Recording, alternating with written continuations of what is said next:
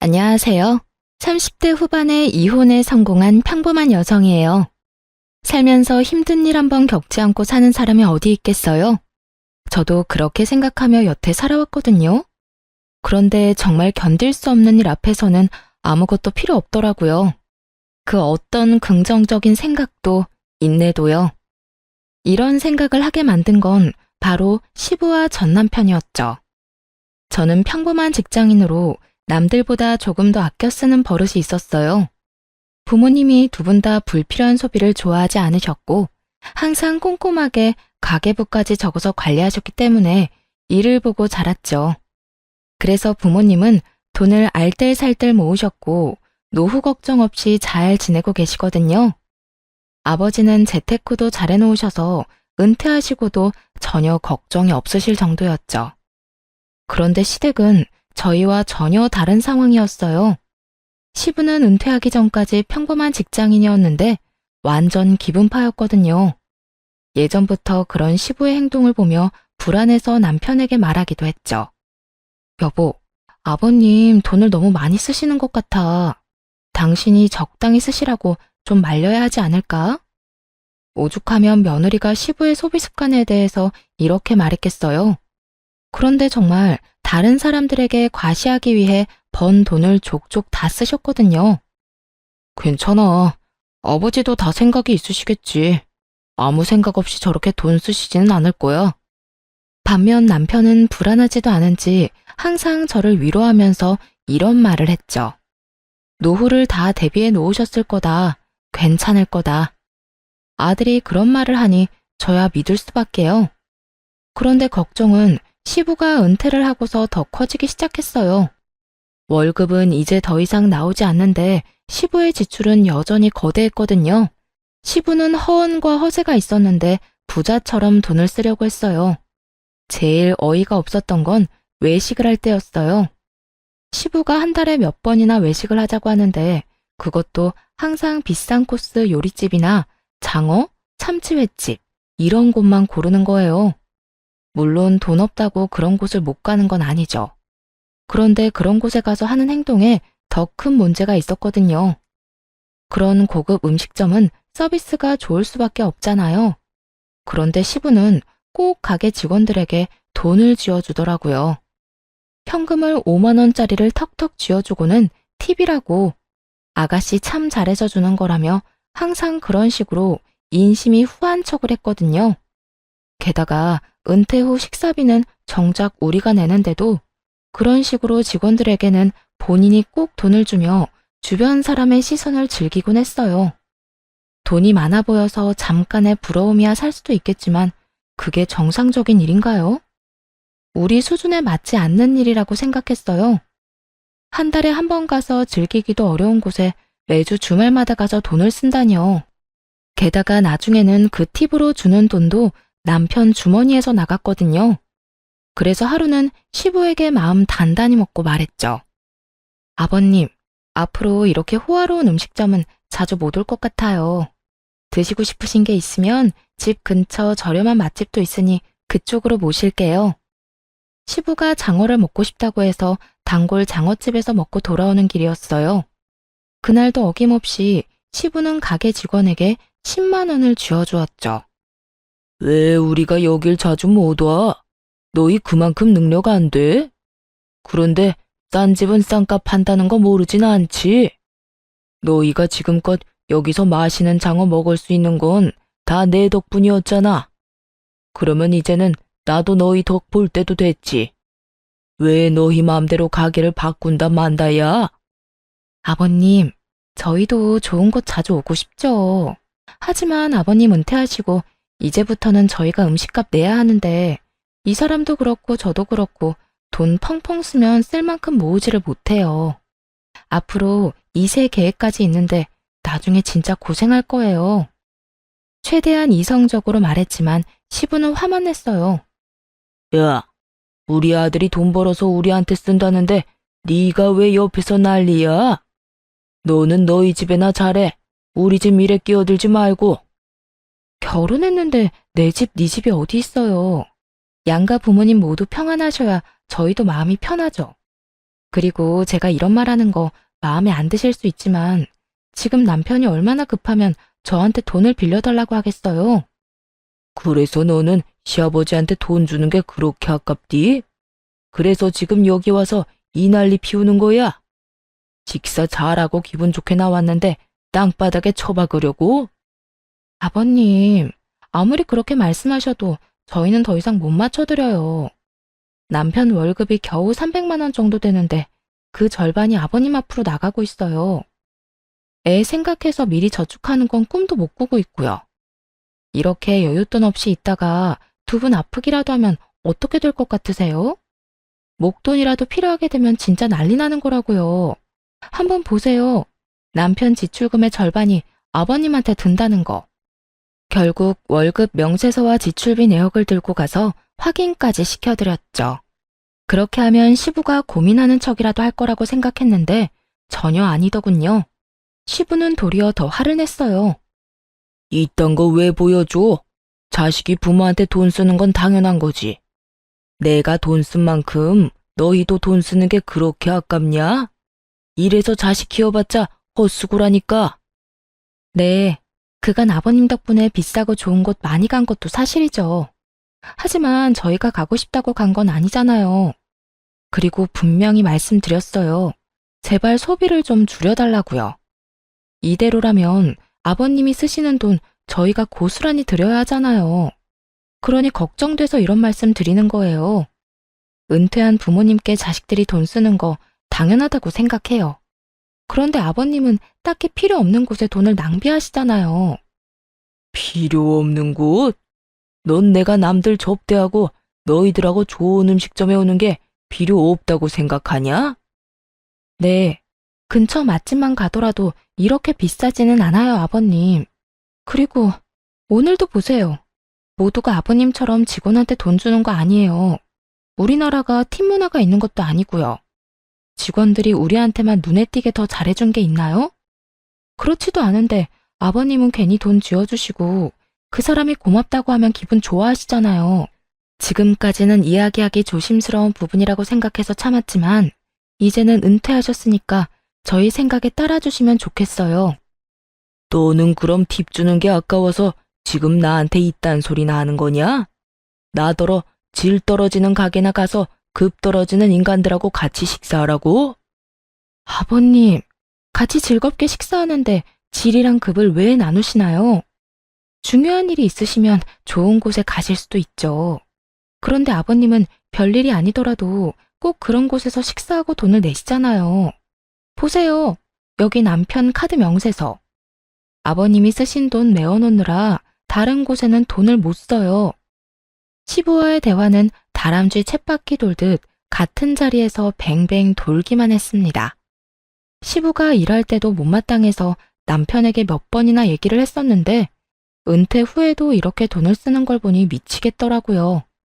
저 상태로 시부가 늙으면 그 돈을 부담해야 하는 건 다 우리잖아요. 게다가 자식이 많은 것도 아니고 아들 달랑 하나뿐인데 그 아들에게 모든 노후를 짊어지도록 만드는 시부가 전혀 이해가 안 됐어요. 그렇지만 아무리 말해도 귓등으로도 듣지 않고 의견을 굽히지도 않더군요. 그래서 시부에게 최후의 방법을 쓰기로 마음먹었어요. 아버님, 이것까지는 말씀 안 드리려고 했는데 이 사람 지금 빚까지 지면서 아버님 돈 갚고 있어요. 무려 제 친정 아버지께요. 친정이라는 단어는 정말 말하고 싶지 않았어요. 생색 같은 거 내고 싶은 마음도 없었고 부담을 주고 싶은 것도 아니었어요. 그저 시부를 멈추게 하기 위해 약점을 건드려야겠다는 생각뿐이었죠. 그건 역시 저의 친정, 시부가 가장 싫어하는 단어였어요. 시부와 친정아버지는 같은 지역 출신으로 서로의 지인을 많이 알고 있었거든요. 결혼 전에도 건너 알 정도로 지인이었는데 결혼하면서 사돈이 된 거예요. 친정아버지는 동네에서도 소문난 알부자였고 시부도 그걸 알고 있었어요. 그렇지만 아버지도 저도 과소비나 낭비는 절대로 하지 않는 사람들이었어요. 그래도 돈을 써야 할 때는 아끼지 않고 쓰는 편이었죠. 시부는 그런 친정아버지에게 기묘한 열등감을 가지고 있는 게 틀림없었어요. 특히 이런 식으로 친정 도움을 받는 걸 정말 못 견뎌 했거든요. 결혼 후에 몇 번 친정 이야기를 했다가 시부가 정말 놀랄 만한 일을 해서 그 뒤로 친정 이야기를 시댁에서 일절 꺼내지 않았어요. 도대체 어떤 짓을 했냐고요? 친정아버지가 외제차를 사셨다고 하면 시부는 더 좋은 외제차를 샀고요. 친정아버지가 시부도 아는 지인에게 좋은 식사를 대접했다고 하면 시부는 무조건 그보다 더 비싼 곳에서 그 사람에게 식사를 대접하더라고요. 아무래도 계속해서 이러다가는 집안 뿌리 뽑겠다는 걱정이 들어서 그 뒤로는 절대 시부에게 친정아버지 얘기를 꺼내지 않았죠. 남편도 그런 상황을 알고 있었으니 걱정스럽게 말하더군요.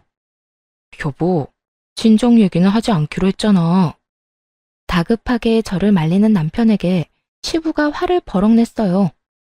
야, 너는 차라리 대출을 받았어야지. 처갓집에서 돈을 왜 빌려다 써? 부끄럽지도 않아? 쪽팔리지도 않아? 너 능력 없는 놈이라고 여기저기 소문낼 일이 있어? 아버지, 대출이자가 요새 얼마나 높은지 아세요? 그래요.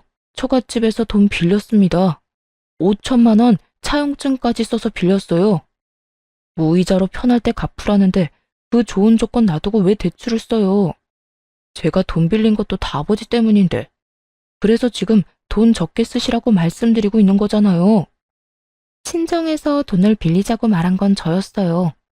시부가 감당할 수 없을 정도로 돈을 계속 쓴다면 그 돈이 어디에서 나왔는지 알려줘서 혼쭐을 좀 내줄 생각이었죠. 하지만 남편과 제가 뭔 말을 해도 시부는 눈썹 하나 까딱 안 했어요. 그러니까 제발 돈 좀 아껴 쓰세요. 그리고 전에 드렸던 카드도 이제 못 쓰실 거예요. 유효기간 만료됐는데 재발급 안 할 생각이거든요. 그럼 내 용돈은 너희가 당연히 줘야지. 대신 매달 50만 원씩 드릴게요. 그런데 카드는 다시 못 드려요. 만약 쓰고 싶으시면 남편이 빌린 돈부터 저희 아버지랑 해결하고 나서 말씀하세요. 그 돈 온전히 아버님 때문에 빌린 거잖아요.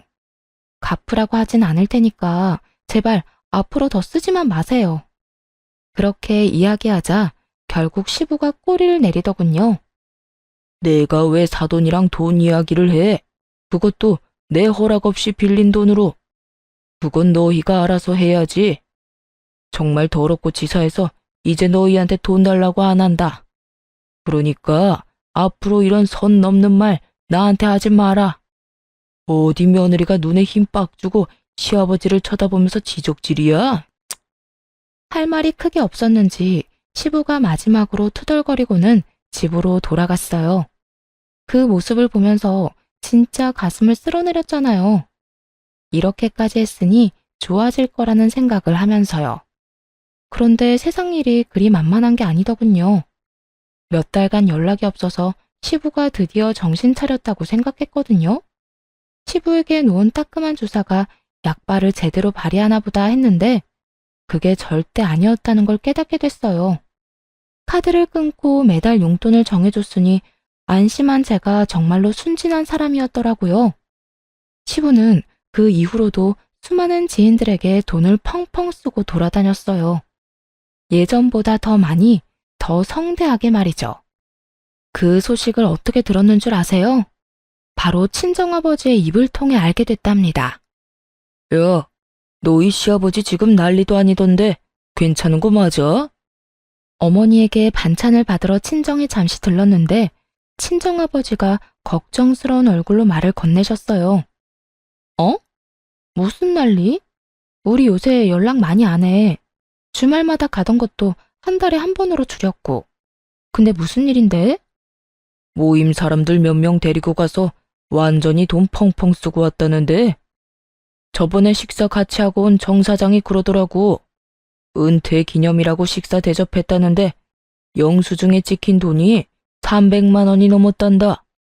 10명 정도 갔다는데 밥만 먹어서 그만큼이면 대체 얼마나 비싼 데를 간 거냐? 저번에 우리 사위가 나한테 돈 빌려갔는데 그거 알고는 있는 거야? 그 이야기를 듣는데 눈앞이 노래지더군요. 고작 한 끼를 먹는데 300만 원 넘게 지출한 시부. 낭비벽이 사라진 게 아니었어요. 너무나 걱정되는 건 그 돈이 도대체 어디서 나왔냐는 거였죠. 집에 돌아오자마자 남편을 닥달했어요. 여보, 당신이 좀 알아봐봐. 아버님 도대체 무슨 생각으로, 아니, 무슨 돈으로 그렇게 지르신 건지. 여보, 이제 그만 좀 해. 아버지한테 돈도 적게 드리고 있고 카드도 안 드렸잖아. 그러면 알아서 돈 쓰고 계시는 거겠지. 우리가 그런 것까지 어떻게 다 신경 쓰면서 살아? 전에 얘기한 거 잘 알아들으셨을 테니까 이제 제발 그만 좀 하자, 어? 그걸 떠나서 아버님이 지금 돈을 너무 많이 쓰고 계신 거잖아.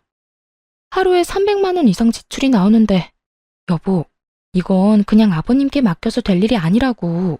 무슨 일인지 확인을 해야 해. 당장 어디서 그 돈이 났겠어? 대출이라도 받으신 거면. 걱정 그만하래도. 그리고 막말로 우리가 아버지 인생에 이렇게 간섭하는 거 그것도 좋지 않은 거야. 아버지 이해하려고 노력해야지. 왜 매번 아버지 하는 일마다 딴지를 걸어? 일이 한 번 터지면 너무 규모가 클 테니까 그렇지. 그래서 지금 확인도 안 해보겠다는 거야? 아버지 뒷조사는 좀 아닌 것 같아. 조금만 지켜봐주면 안 되겠어? 아버지도 생각이 있으시겠지. 솔직하게 말해서 신경 안 쓰고 싶어. 남편의 단호한 말과 행동에 기분이 상했어요. 이게 다 저 좋자고 하는 일이겠어요? 남편도 시부가 쓰는 돈 때문에 힘들어하니까 그런 거죠. 이런 마음도 몰라주고 남편은 귀찮다는 말만 하고 알아볼 생각조차 하지 않더군요. 시부에게 따로 물어볼까 고민도 했지만 그러지는 않기로 했어요. 나중에 문제 터지면 남편이 알아서 하겠지 하는 생각을 하기도 했고요. 솔직히 말하면 안일하게 생각한 것 같기도 해요. 그래, 알아서 해. 당신 집안일이니까 당신이 알아서 잘 해결하겠지? 나중에 일 터지고 나서 나한테 와서 뭐라고 하지 마. 알았어? 안 그럴 거야. 벌써 5천만 원이나 빌렸는데 내가 뭘 또 바랄 게 있겠어? 걱정하지 마. 다 알아서 할 거라니까. 그로부터 6개월이 지났을 무렵, 그렇게 호언장담하던 남편이 잔뜩 주눅든 얼굴로 부탁을 하러 왔어요. 그간 한 번도 시댁에 가보질 않았는데 시댁에서 난리가 났다고 하더군요. 여보, 우리 집 좀 도와주면 안 될까? 지금 집 완전 난리 났어. 본가도 난리고 아버지 차도 지금 다 난릴 판이야. 그게 무슨 소리야? 당신 내가 알아보라고 할 때까지만 해도 괜찮다며. 근데 6개월 만에 무슨 집이며 차며 다 날아간대. 아, 나도 이런 말 당신한테 하고 싶진 않은데 아버지가 또 사고 치셨어. 집이랑 자동차 담보대출 받고 신용대출까지 끝까지 받으셨대. 지금 빚더미에 앉아서 집이며 차며 다 팔아도 갚을 돈이 안 돼. 아니, 당장 길거리로 나가게 생겼단 말이야. 대출금 연체돼서 집은 경매로 넘어가고 차압 딱지 붙고 난리가 났어. 어떡해, 당신이 좀 도와줘. 내가 지금 이 상황에서 뭘 도와줄 수 있는데? 그래서 뭐 아버님 빚이라도 대신 갚으라고? 내가 분명히 얘기했지. 아버님 어떻게 그렇게 돈 펑펑 쓰고 다니시냐고 알아보라고 했잖아. 그때는 귀찮아서 알아보지도 않더니 문제 터지니까 왜 나한테 도와달라는 건데? 우리 아버지가 5천만 원 빌려준 것도 아직 다 못 갚았잖아. 여보, 제발 한 번만 부탁해. 내가 빚 갚아달라고 이야기하진 않을게. 대신 아버지 살 곳만이라도 좀 마련해주면 안 될까? 내 마음 같아서는 우리 집에서 같이 살고 싶지만 당신 눈치도 보이고 아버지 자존심에 같이 살고 싶진 않으실 거야. 제발 좀 도와줘, 어? 이대로 길거리에 나앉도록 만들 순 없잖아. 바짝 엎드려 빌다시피 하는 남편을 보면서 속이 뒤집어졌어요. 그때는 뭐하고 이제 와서 소 잃고 외양간 고친다는 건지. 일단 아버지한테 얘기해볼게. 근데 이런 식으로 해결될 일 아니야. 당신 아버지한테 따끔하게 이야기 좀 하라고. 이게 몇 번째야? 아버님이 바뀌셔야 이런 상황이 또 일어나는 걸 막을 수 있어. 어쩔 수 없이 친정아버지에게 연락을 했어요. 자초지종을 설명하고 쓸 수 있는 집이 있는지 물어봤죠. 아버지는 한숨을 쉬시더니 아버지 명의의 집을 하나 이야기하시더라고요. 내키지 않으셨겠지만 딸 일이라 도움을 주신 거였을 거예요. 몇 달 전까진 조부모님이 쓰시던 집이었는데 생각보다 상태가 매우 좋았어요. 그 안에 있는 가구며 가전이 2년 전에 새로 싹 들여온 것들이라 그대로 몸만 들어가 살아도 될 정도였죠. 그 집은 조부모님이 마지막 여생을 보내셨던 곳이라서 꽤 괜찮은 주택가에 있는 데다가 집값도 높고 평수도 컸어요. 사실 그곳을 비워둔 건 조만간 친정 부모님이 들어가려고 하셨기 때문이었거든요. 그런 집을 빌려줘도 괜찮겠냐고 물으니 아버지께서 사돈에게 큰일 나는 것보다야 낫지 않겠냐고 말하시더라고요. 아버지 명의의 집이고 돈 내고 들어가는 게 아니니 괜찮겠다 싶어 남편에게 말했죠. 남편은 엄청 좋아하며 시댁에는 자기가 잘 이야기하겠다고 하고 혼자서 가더군요. 시부모님과 사이가 별로 좋지 않아서 굳이 저는 안 따라갔거든요. 남편이 돌아와서는 시부모님이 무척 좋아하셨다고 전했어요. 앞으로는 돈 낭비하지 말라고 전해드려. 알았어? 만약 또 터지면 그때는 절대 책임 못 져. 그렇게 으름장을 놨는데 남편이 알겠다며 자기만 믿으라고 하더군요. 그런데 얼마 못 가 또 안 좋은 소식을 친정 아버지를 통해 들어야 했어요. 시부가 그 집으로 사람들을 엄청 초대한다는 거예요. 돈이 없으니 이제 집으로 사람을 초대하나 보다 싶었는데 어느 날 친정아버지가 화가 나서 저를 찾아왔더라고요. 바깥 사돈이 해도 진짜 너무 하는구나. 어떻게 이런 짓을 할 수가 있어? 아빠, 왜 그래요? 무슨 일 있었어요? 말도 마라. 내 지인들이 초대됐는데 그 집이 너희 할아버지 집인 거 아는 사람들이었거든. 지인들이 사돈이 많이 도와줘서 다행입니다. 라고 말 한 번 했는데 바깥 사돈이 이 집을 자기 아들이 샀다고 했다는 거야. 아닌 것 같다고 진실을 말해줘도 이렇게 좋은 집 산 게 부러워서 우리가 거짓말하고 다니는 것 같다고 했다지 뭐냐. 이게 도대체 무슨 일이야? 세상에, 시아버지가 그렇게 말씀하셨다고요? 그 집이 우리 거라는 게 거짓말이라고? 도움을 줬다고 고맙다는 인사를 받을 생각은 하지도 않았어. 너희 시아버지 쪼잔하고 괜한 열등감 가지고 있는 거 내가 잘 아니까. 그래도 힘든 사람 돕자고 한 일인데 이런 식으로 사람을 거짓말쟁이로 만들다니 어떻게 인간이 그럴 수가 있어? 그 이야기를 듣는데 너무 어이가 없더라고요. 남편이 무슨 돈이 있어서 그렇게 큰 주택을 마련했겠어요. 누가 봐도 빌렸을 게 뻔한데 아들이 산 집이 되다니. 게다가 문제는 시부의 허언증에 저희 부모님이 거짓말쟁이가 되어버렸다는 거죠. 그래서 그날 저녁 남편에게 따졌어요. 이야기해봐. 이게 어떻게 된 일이야? 우리가 빌려준 그 집이 어떻게 당신이 사준 집이 된 건데. 여보, 그냥 그런 걸로 하면 안 돼? 지금 부모님이 거기서 살고 계시잖아. 빌려서 살고 있다고 하면 아버지도 좀 창피하시니까 그런 말을 한 거겠지. 그럼 너는 이게 괜찮아? 당신 가족이 친 사고 때문에 우리 아버지는 돈도 빌려주고 집도 빌려줬어. 그런데 지금 주변 지인분들한테 거짓말쟁이로 찍혔다고. 누가 그게 괜찮다고 했어? 거기 살고 계신 우리 부모님은 그냥 놔두자고 하는 말이잖아. 그럼 우리 부모님은 뭐가 되는데? 부끄러운 건 아버님 몫이지 우리 부모님 몫이 아니야. 진짜 실망이야. 당신이 어떻게 우리 집에 이런 식으로 해? 은혜를 원수로 갚는 것도 정도가 있지. 이건 뭐 원수가 아니라 아주 쑥대밭을 만들었잖아. 당신이 조금만 참아주면 안 돼? 아버지가 그 성격에 얼마나 눈치 보이고 답답하셨으면 그러셨겠어. 그러게, 돈을 누가 그렇게 펑펑 쓰래? 그 뒷수습은 우리 집이 다 했는데 결국 돌아오는 건 뒤통수다 이거지? 됐어. 나 이제 안 도와줄 거야. 우리 이혼해. 헤어지고 당신한테 빌려준 거 다 받아낼 거야. 그렇게 하면 우리 아버지 거짓말쟁이라는 소문도 다 사라지겠지. 여보, 갑자기 이혼이라니 무슨 소리야. 절대 안 돼. 너무 감정적으로 굴지 마. 그런 소리해서 미안해. 내가 한 사람 한 사람 다 찾아가서 오해가 있었다고 설명할 테니까. 아니, 그럴 필요 없어. 생각해보니까 이렇게 하는 게 맞아. 언제까지고 친정이 당신 집안 뒤치다꺼리 해줄 수는 없잖아. 이제 그만하자. 여기까지 해.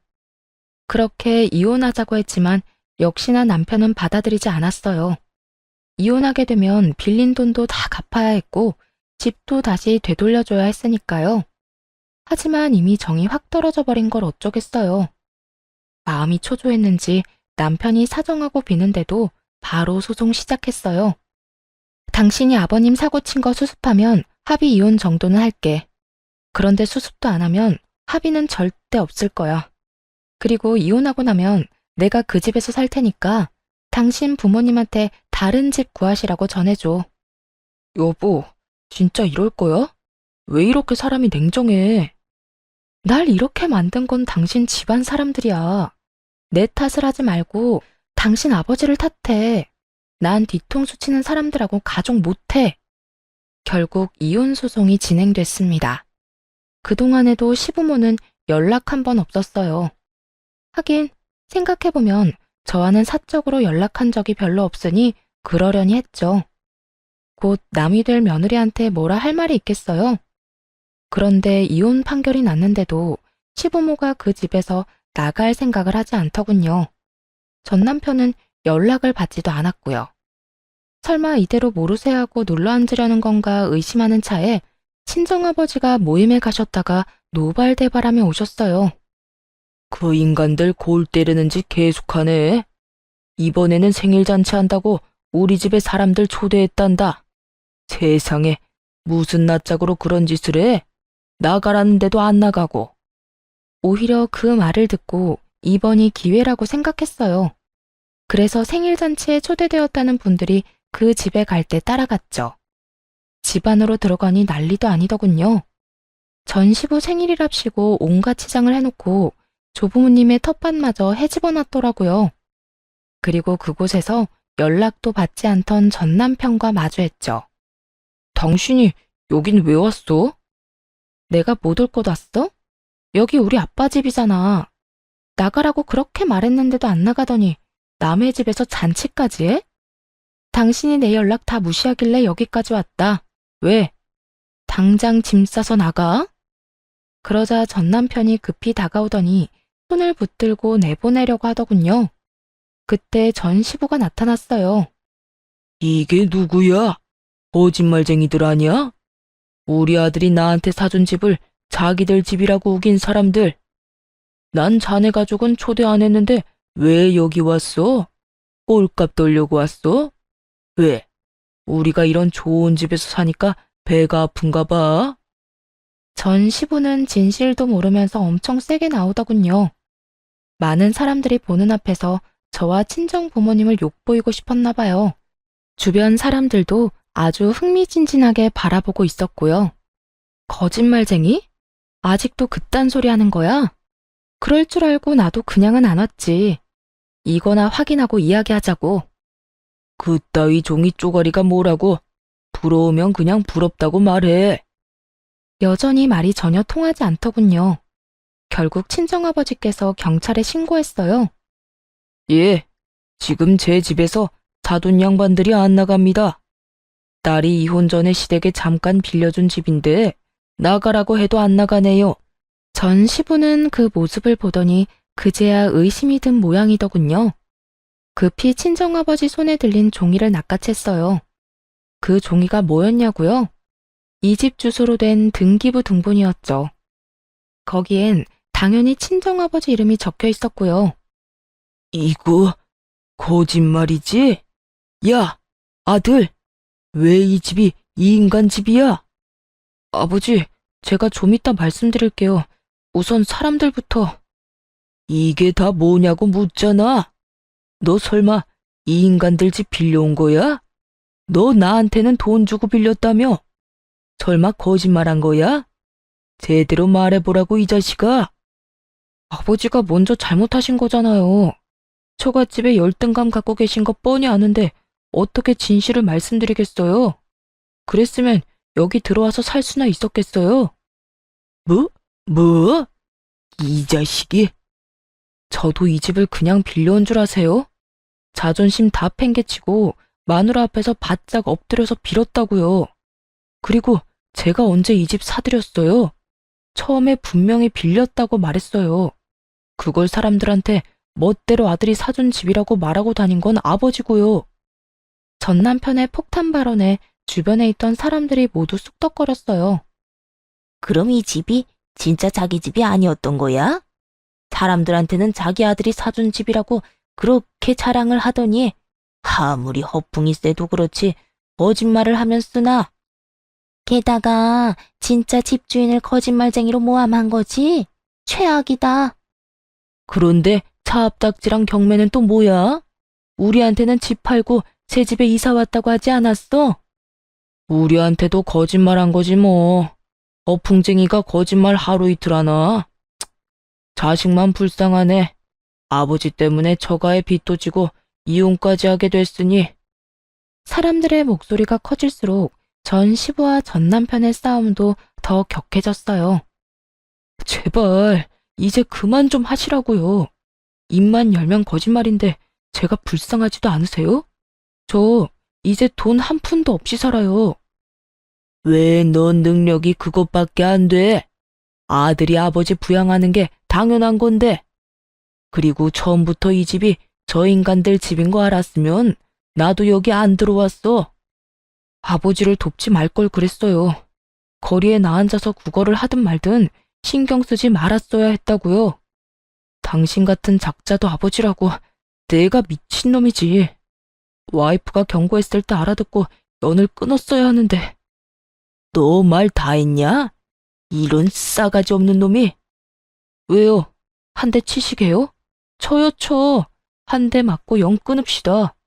나도 이제 아버지 대접 안 할 테니까 아버지도 나한테 자식 노릇 바라지 마세요.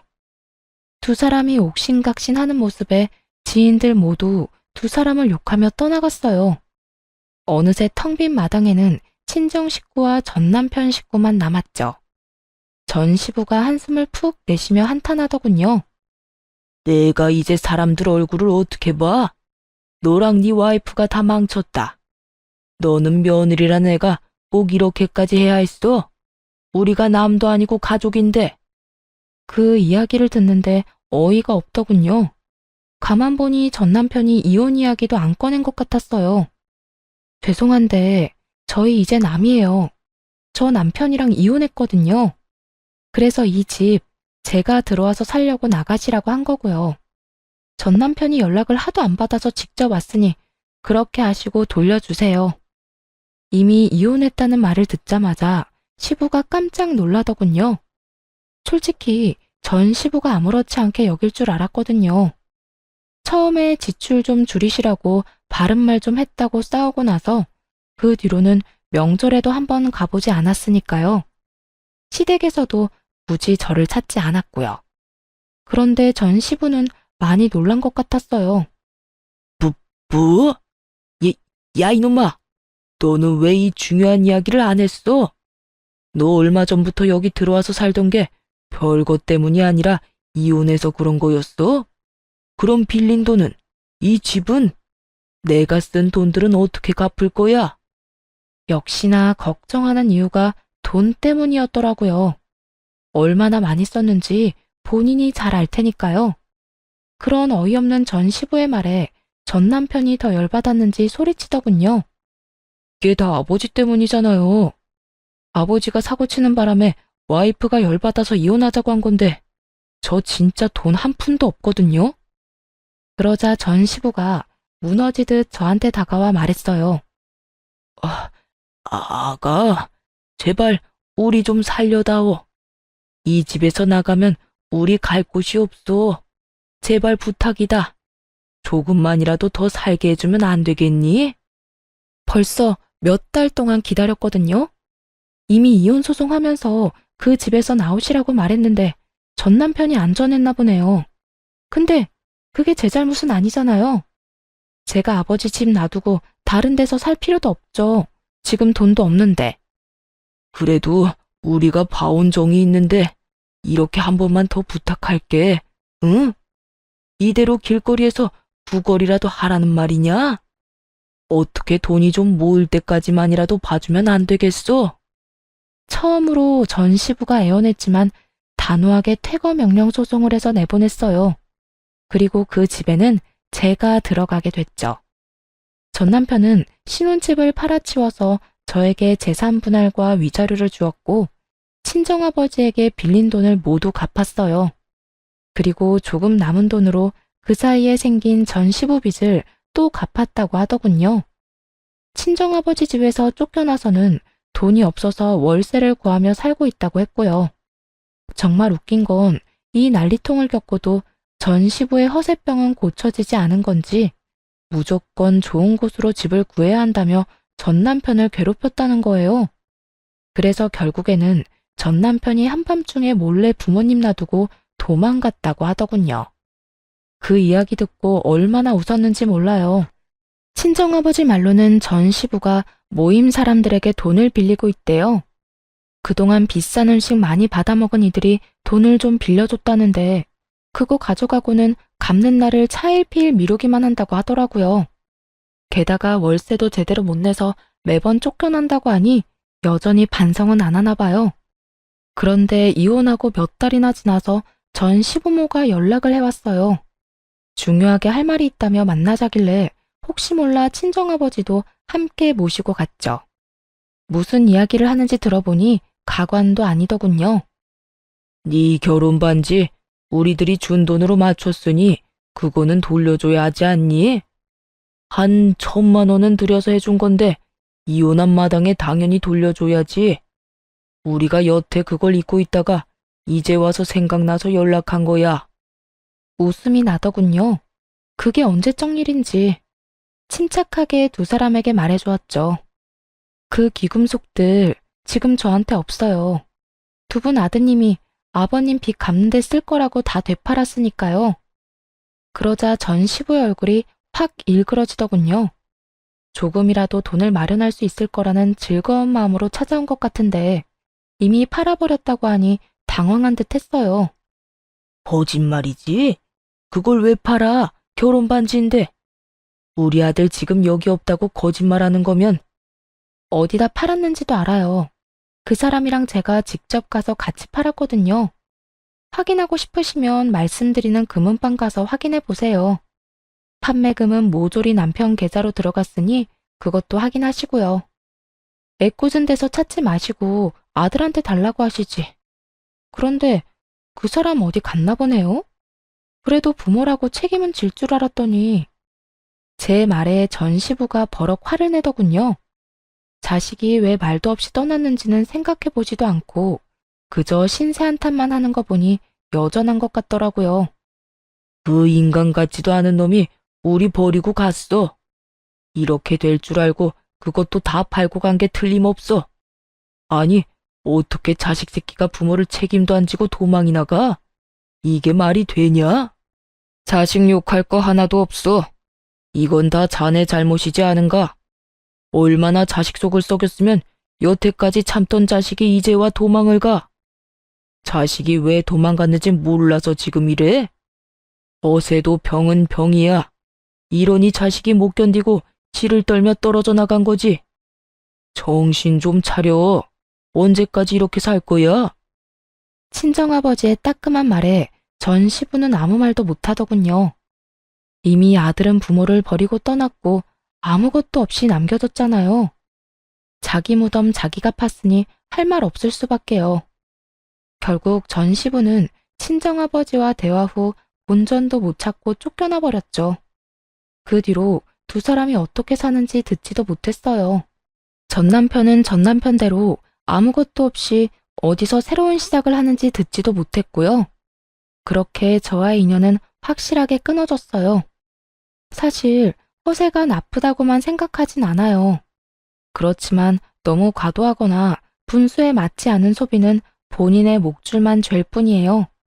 가끔씩 낭비를 하고 싶을 때마다 전 시부를 떠올리며 아껴 써야겠다는 생각을 해요. 그러면 절대 그렇게 되지 말아야지 다시 한번 스스로를 점검하게 된답니다. 긴 글 읽어주셔서 감사합니다. 모두들 행복한 하루 되세요.